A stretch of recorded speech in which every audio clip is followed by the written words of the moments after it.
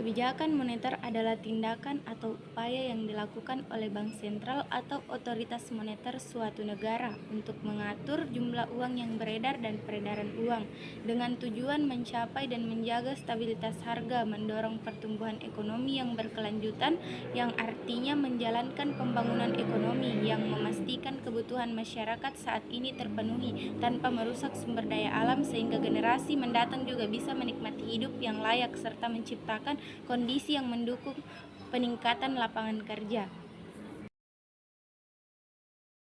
Sejarah kebijakan moneter periode 1945 sampai 1952. Pemerintah Indonesia mendirikan BNI dan BRI. Ada juga nasionalisasi De Javaske Bank yang dituntut untuk menstabilkan perekonomian Indonesia saat itu yang dikuasai oleh sektor Belanda. Selanjutnya periode 1959 sampai 1967. Pemerintah Indonesia mengeluarkan Undang-Undang Nomor 11 Tahun 1953 tentang Pokok Bank Indonesia sebagai pengganti Javaske Bank. Dengan berlakunya undang-undang tersebut, Bank Indonesia dituntut untuk menerbitkan mata uang baru, yaitu rupiah, sebagai satu-satunya alat pembayaran yang sah karena mata uang yang telah banyak beredar seperti mata uang Belanda maupun Jepang.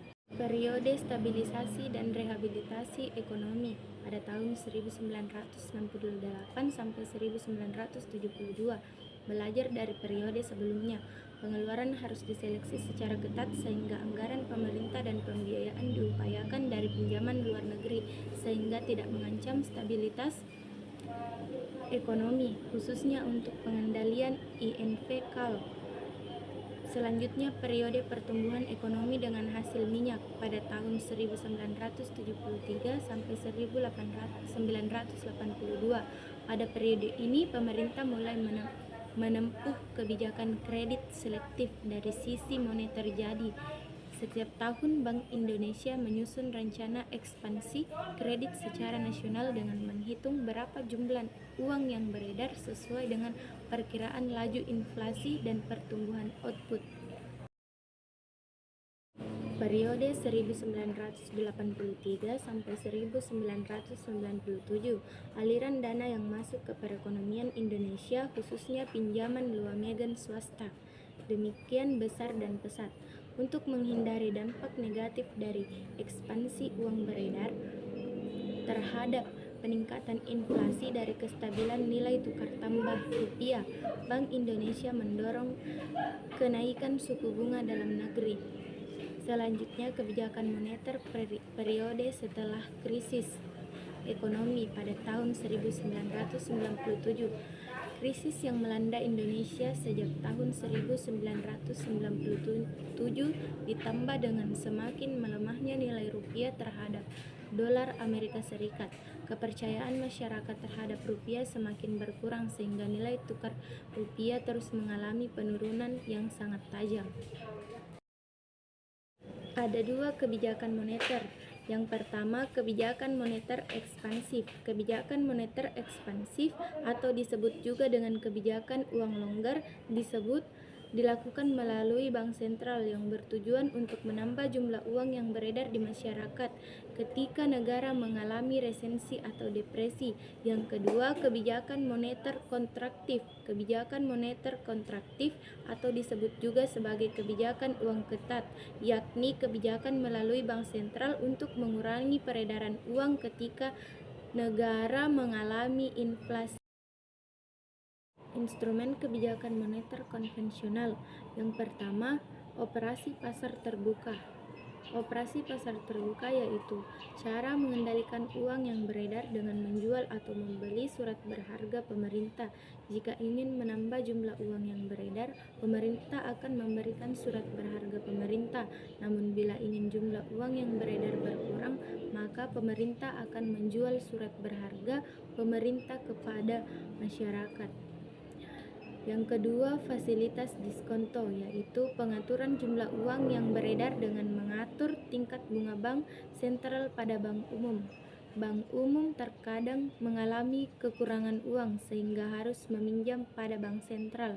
Untuk membuat jumlah uang bertambah, pemerintah menurunkan tingkat bunga bank sentral. serta sebaliknya menaikkan tingkat bunga demi membuat uang yang beredar berkurang. Rasio cadangan wajib, yaitu mengatur jumlah uang yang beredar dengan mengatur jumlah dana cadangan perbankan yang harus disimpan pada pemerintah. Untuk menambah jumlah uang, pemerintah menurunkan rasio cadangan wajib. Untuk menurunkan jumlah uang yang beredar, pemerintah menaikkan rasio. Kebijakan kredit selektif, yaitu kebijakan pemberian kredit jika mengurangi jumlah uang. Maka Bank Indonesia mengajukan mengurangi sektor kredit untuk mengurangi besarnya uang yang boleh diberikan ke nasabah, lalu memberitahukannya ke setiap bank umum yang mengharuskan setiap bank mematuhi aturan baru tersebut. Jika tidak mematuhi aturan baru tersebut, maka Bank Indonesia memberikan kelonggaran mengenai syarat pengajuan kredit dengan cara jumlah uang yang disalurkan ke nasabah ditambah, lalu memberitahukannya ke setiap bank umum agar aturan baru tersebut diikuti. Instrumen kebijakan moneter dalam ekonomi Islam.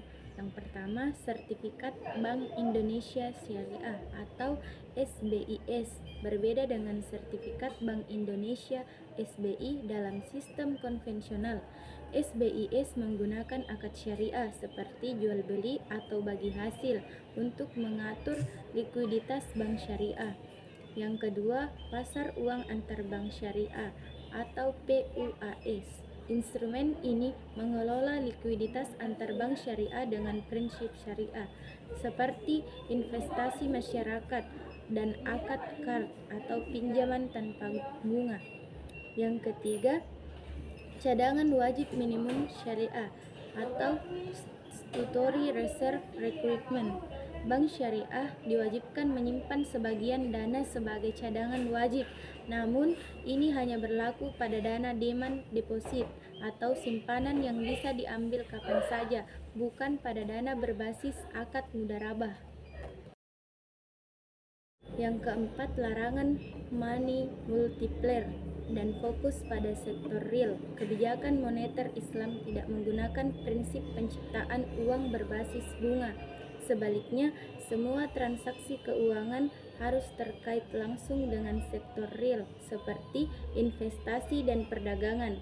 Yang kelima, kebijakan zakat dalam pemberdayaan ekonomi. Instrumen ini berperan menstabilkan ekonomi, yaitu dengan dana yang terkumpul dari wakaf uang tidak hanya disimpan, tetapi digunakan untuk kegiatan ekonomi yang produktif, misalnya untuk pembiayaan UMKM dan pembangunan infrastruktur.